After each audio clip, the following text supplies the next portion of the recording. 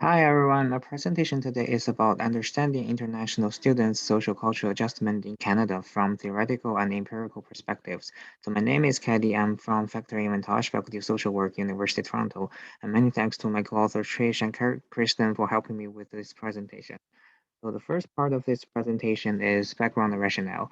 So we know that the number of international students in Canada actually increased to a large number before the pandemic. So as you can see on the screen that I gave an example here, like it is over 600,000 in 2019, which is like quite a large number.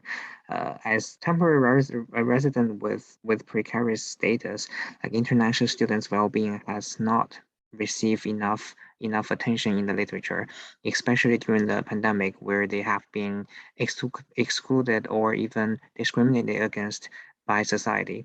So it is really important for us to focus on this marginalized group and try to bring social justice and equity to this group. So as a very unique migrant groups, their social cultural adjustment might also differ from those experience of other groups such as refugees or skilled workers, which definitely require us to delve deep into their life experience and try to find more subtle differences among different groups and try to bring social justice and equity to these groups. However, we look into different immigration theories that talk about social cultural adjustment, but unfortunately, there are not many theories that specifically focus on international students, which is a huge research gap that definitely need to be addressed in the literature. So here we just want to give you a overall like overview of theories that we're going to talk about, like we can actually have which have potentials of being applied to international students. So you can see here we have 8 theories and we will talk about them with more details in the next 2 slides. So the first one, you can see that we present 4 theories here. So the first one is ecological system theory, which actually talk about how intertwined environment actually influence individuals' development, their mindset, their behavior. So definitely this theory can be used to understand international students' social cultural adjustment because it shows how a different system works and shape individuals' mindset and behaviors together, as I said earlier. But definitely has some drawbacks as well because it only concludes like how individuals can be deeply shaped by each individual system that they're in, but there is no connection between different systems. Like for example, if international students travel from one context to the other, how this kind of transition would affect their uh, mindset or behaviors is not clear. So the second one is segmented assimilation theory, which talk about how individual can do not need to necessarily like fully assimilate into dominant culture. They can just pick some several major points that they would like to assimilate in. Uh, so this theory definitely can also be used among international students because it emphasizes how international students have to pick up some specific cultural dimensions, like to acquire specific cultural rituals or cultural elements in the new culture. But the major drawback is that it still emphasizes the sort of like superior status of a new culture, the dominant culture, which shows international students have to assimilate into this new culture, but their original culture sort of got overlooked.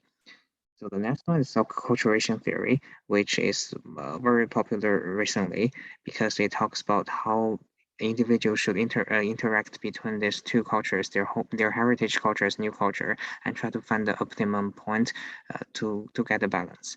So international students have to find a way to deal with these two cultures, but the major problem is that this theory is still kind of like it neglects individuals' own individual characteristics and neglects their important roles in this process. So the next one is push and pull models, which actually shows various factors from both home country and the host countries that may either attract or push immigrants or migrants either come or leave.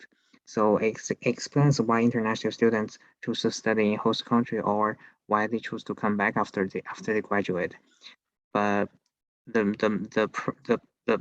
drawback is also obvious because this theory is only focused on environmental factors, sort of from a objective perspective. So international students' own characteristics, own factors, are kind of not the focus of this theory, which leaves a research gap to better understand international students' situation.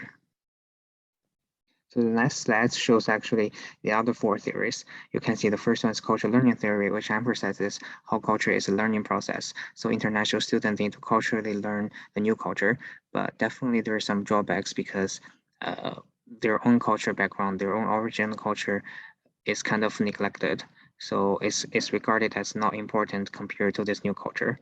And second one is social identity theory, which also says uh, individuals need to locate themselves in this new culture, try to find their social identity. So as international students, uh, as newcomers, they definitely need to locate themselves in this new culture, but based on their temporary precarious status, such as language abilities, like other stuff such as social economic status, they may feel like this self exploration process may actually put them at a disadvantage because they don't have like full access to social services or public health services compared to other people with full citizenship. So the next one is identity negotiation theory, which is similar to the previous one. And there's this theory actually essential is that this is negotiation a process between the new culture and their original culture try to find their identity. But international students are sojourners, and it's actually uh, uncertain about how the length of time they stay in host countries actually have some influences in this process. So the next one is transnationalism, which also very popular in recent decades. And it says immigrants do not necessarily need to give up their heritage culture to assimilate. They can still keep in touch with their heritage culture through various ways, such as talking to their families, watching TV programs they are listening to the music through the advancement of online communication technologies. However, this theory is still new. Like it just emerged like in the past 2 decades, 3 decades. So it definitely needs more work to really delve deep into this theory and understand how it shapes international students' social cultural adjustment. So besides this theoretical perspectives, there are also some empirical perspectives based on these theories. And we mainly talk about acculturation theory, push and pull model, and transnationalism because they have been used among international students. So for example, the first one, Sullivan 2015.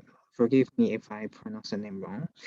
This article actually tests four subdimensions that Barry put forward and found that international students who are in the integration groups have less acculturative stress. The next one, Chang Xu in 2015 examined the push and pull models and found Chinese international students uh, want to move back to China after they graduate because of various reasons, and it shows their perceptions of cultural social differences. And the last one actually focuses on transnationalism, which shows that international students like they move to Western countries, but not just like about assimilation. They still have very strong contact with their heritage culture through different ways. So based on these theoretical and empirical perspectives, we actually put forward a conceptual model to make this process more dynamic and more flexible. So it's more like we can see like international students have their group characteristics, individual characteristics, and Canadian society also have different characteristics. So it is like interactive process, but we definitely need to consider the effects of COVID-19 pandemic. So discussion, as I said earlier, this presentation provided detailed reviews on the theories and also put forward also discuss some limitations that need researchers and listeners constant reflection. So the current COVID-19 pandemic, we definitely need to consider its huge influence on international students' social cultural adjustment. So it can be a very good starting point for future research and practice, and definitely can shed the light on how immigration theories should be constantly improved to promote social justice. So this is my presentation. Thank you so much for listening.